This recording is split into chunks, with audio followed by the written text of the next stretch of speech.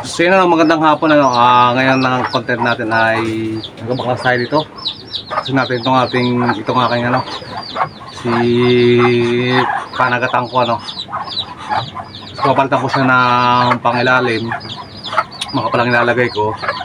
Tapos papalitan ko siya ng at saka medyo papaluangin natin ng konti. Konti lang ang paluang Yun, samahan niyo ako sa pagbaklas itong bangka kung kahirap pagbaklas ng palikpik Ngayon nakapagdugsong na kami nakapagtabas na ako.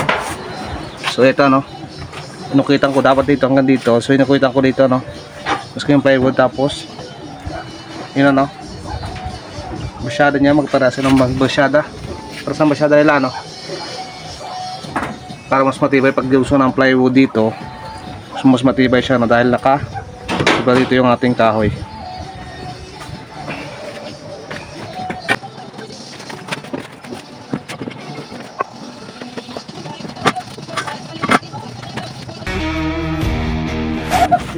Yun naikabit na namin yung paputol. Kasi pinutol dito tapos plywood na lagyan ng plywood ko. Tapos special itong kabit sa upong.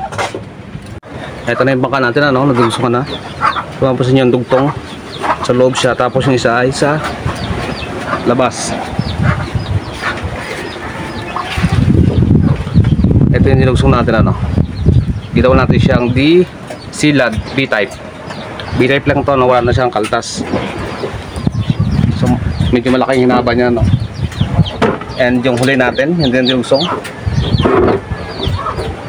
ang B-type. Tapos lagyan natin ng panita para mampatibay sa dugsungan. So dito natin tatay yung makina. Malaki ang hinaba nito ito ay 15 ang haba na nito ayun natin yung pagkatapos lang ng bangka natin. So, lagyan namin dito sa ibabaw ng design suwatan namin ng pang design dito sa ibabaw. So ayun nangyayari na namin yung kabuuan. Ang kulang na lang ay taklob.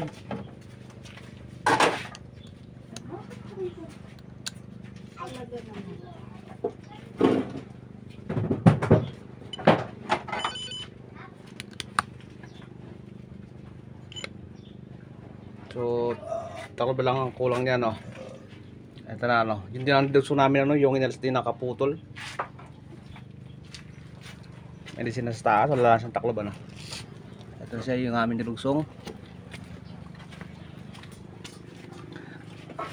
Ayan so umabot siya ng 15 yung plywood na salim nung sinukatan ko ay 20 yung kabuuan 20 ang kabuuan ng ating bangka.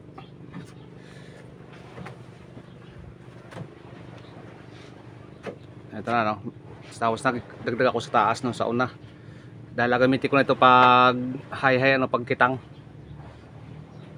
Meron naman gamitin yung malaki. Ano na ito yung loob niya. Ngayon ay magkasukat kami ng makina.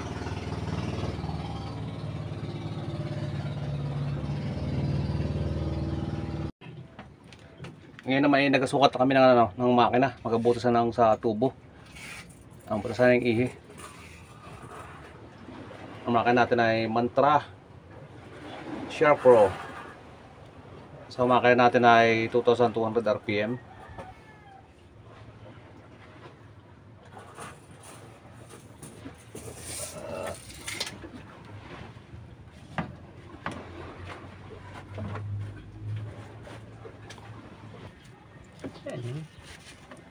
Magabutas na kami ng sa tubo.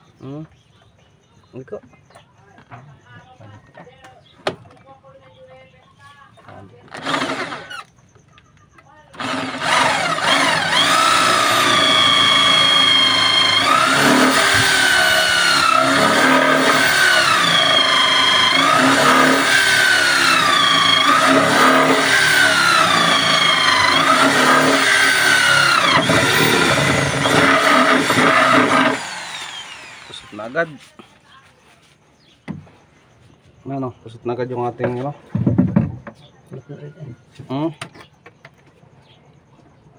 Pag tagal din. Tagal din yata.